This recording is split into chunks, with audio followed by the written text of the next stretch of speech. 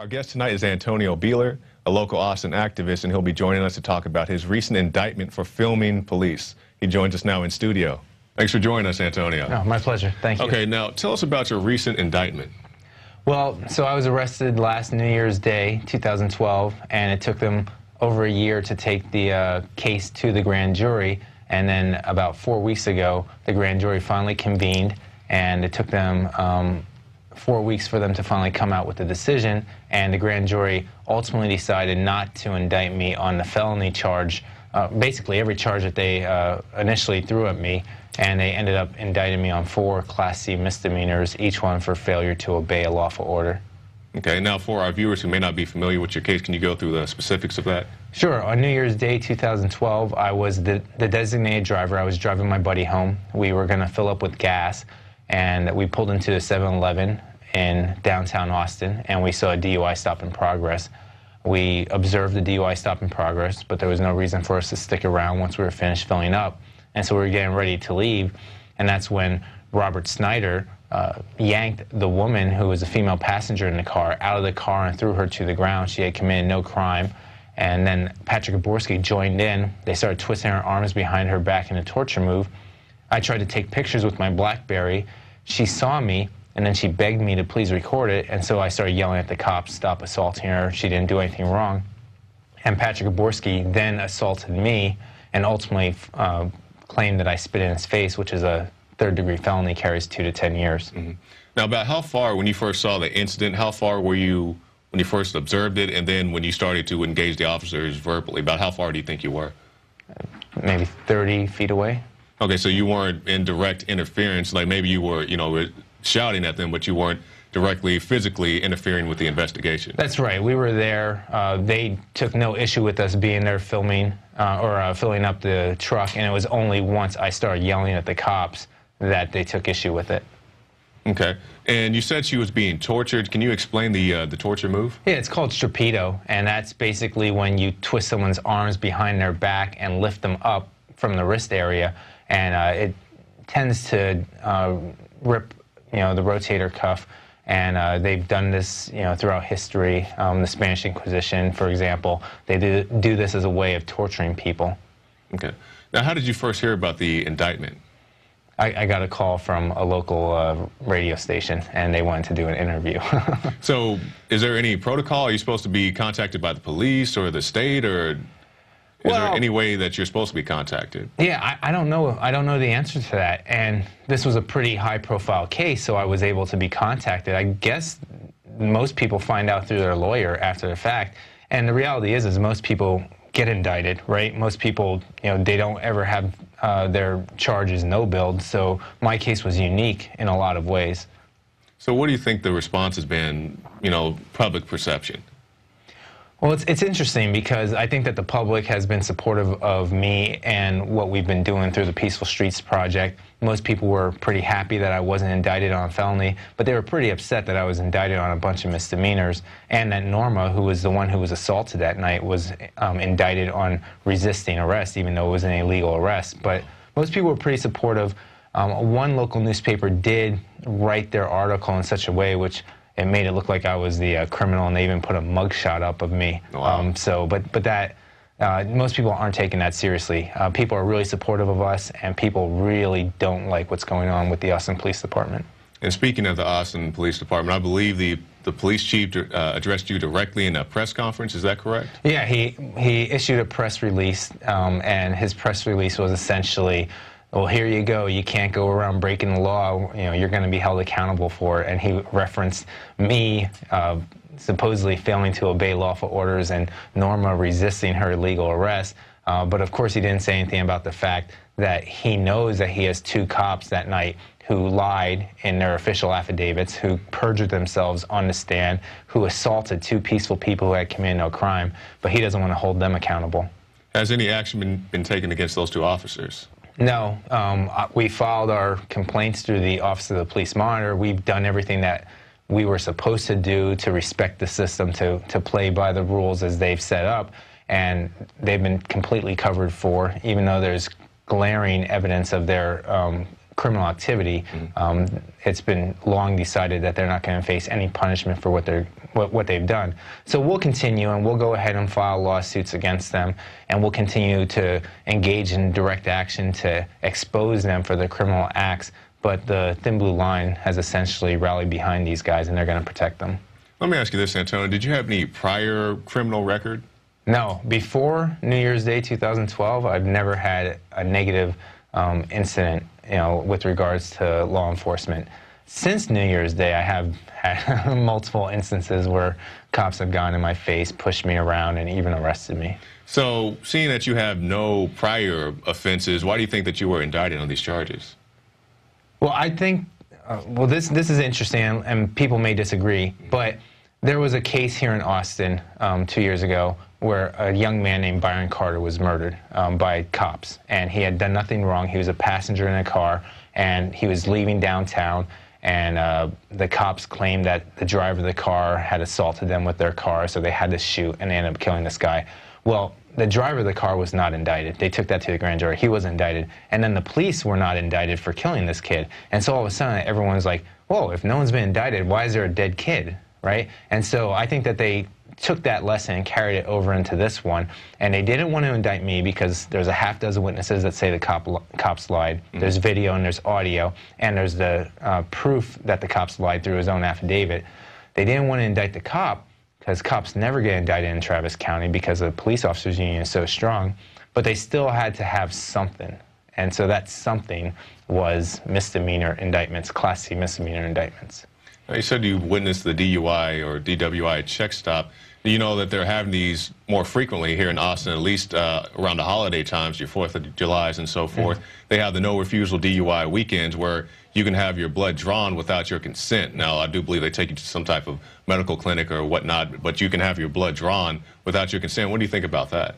Well, it's just a perfect example of the police state, right? If they can kidnap you and draw blood out of your system against your will, are you really free? And the thing about it is the no refusal weekend, that's every single day of the week. They can do that every single day of the week. I had a friend who I was driving with. He was a driver. He got pulled over on Wednesday. It was not no refusal. Oh, yeah. I know they do that. I believe it's year-round in places like San Antonio as well as other places of the U.S., not just Texas. Yeah, and Austin, they can get the warrant if they want. And he blew a 0. Or when they drew his blood against his will, it was a 0.00. And so they dropped it. But they do this to people all the time. And we don't live in a free nation if you can be kidnapped and you can have your blood drawn against your will. Exactly. So I had a chance this weekend to meet the police chief himself, Art Acevedo, and we were talking about guns. He was at a, I don't want to say an anti-gun rally, but a pro-gun restriction rally, I guess you should say. And he was talking about things such as universal background checks. Now, this is a little off topic, but what are your thoughts on, things such as universal background checks, banning high-capacity magazines, and so forth? Well, what people don't realize is that when they take away your rights to some portions of, your right to defend yourself, is that they're just chipping away at it. And when I was actually arrested for my so-called felony of spitting in a cop's face, I lost my Second Amendment rights. I was trying to get a concealed handgun license, and I lost it. And it wasn't until the grand jury finally came down with their no bill against me on the felony that now I can go ahead and try to finish that process and get my handgun. But they do this with people if you've been convicted of a felony. They're going to do it if you end up on some list, just like a no-fly list. Right. They're going to do it if you went to war and you got PTSD. They're just slowly chipping away until we get to a point where Massachusetts or New York, where the only people who get weapons are politicians, the extraordinarily rich, and the criminals who don't abide by the rules. And I'm glad you mentioned that list because military veterans are not on that list. And you have military experience yourself, don't you? That's right. Yeah, I'm a veteran, and it's really sad the government wants the veterans to go overseas and fight wars, to take over resources, to try to control other nations, and then when they come home, all of a sudden they become the enemy. And right. You're viewed as the new terror threat. Veterans, people who have religion, people who homeschool. You're viewed as the new threat. Right, and the reason that you're a threat is because you are a danger to the government. And even when the government is wrong, it doesn't matter. They don't want anyone who's going to question them. That's why homeschoolers are a threat, because homeschoolers learn to question authority. You know, well, what's the truth? And they're willing to try to dig down and find out what the truth is. They can't have that. They want people who are socialized and indoctrinated through their own government schools. Exactly. Now, you're involved in homeschooling, correct? That's right. Can you tell us a little more about that? Yeah, so I'm a homeschooling advocate and a consultant. I'm a huge fan of it. I used to be into education reform, school vouchers and charter schools, and then I realized that I could have put my entire life into those endeavors, and all I was going to do was move the needle a little bit and maybe save 10,000 kids' lives. But through homeschooling and other alternatives, we can take tens of millions of kids out of the public school system and improve their lives. So I decided to put my effort behind homeschooling. Is there any other big issue? We're getting off topic of your particular case, but what is the big issue to you right now in the United States of America?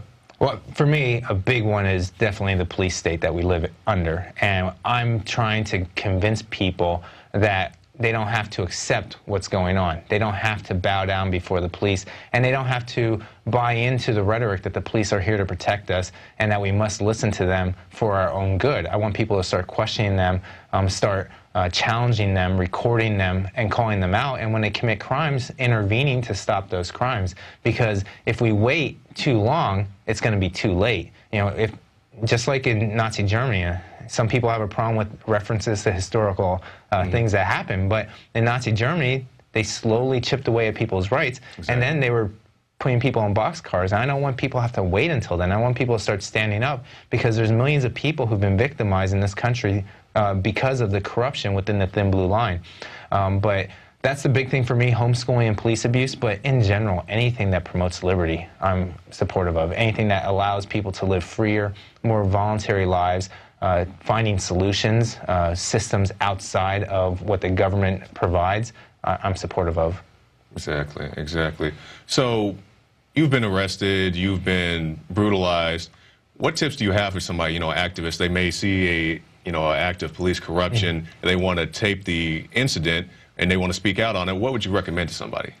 Well, the first thing that I always recommend to everyone is to think about it beforehand. So think about it right now as you're listening to this broadcast. Don't wait until the thing happens to say, okay, well, now is an appropriate time for me to do something.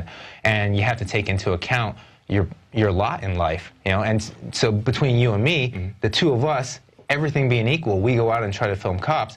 They're going to hone in on you much quicker just because of your skin color, right? And people who have tattoos, people who are Hispanic, the way people dress.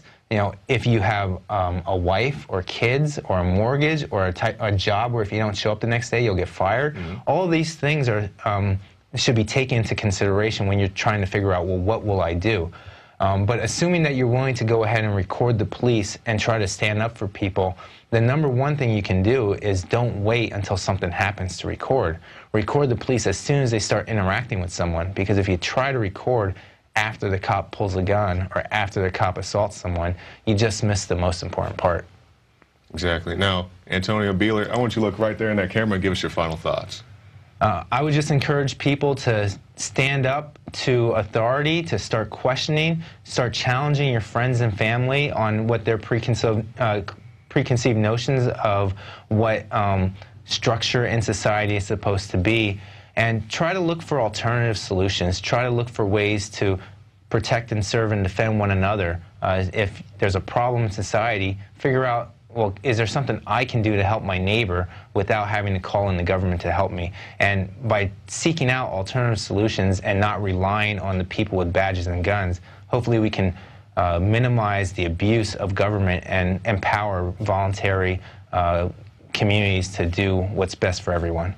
All right. Antonio Beeler, peacefulstreets.com. Thank you for your time, sir. Thank you. I appreciate it. And that's the end of our broadcast. Now, don't forget, Operation Paul Revere is running to the end of this month. You have till April 30th to get your submission in. $115,000 in prizes. Go to Infowars.com for more detail. I'm Jakari Jackson. Thanks to Alex Jones for hosting our news portion, and I'll see you tomorrow night.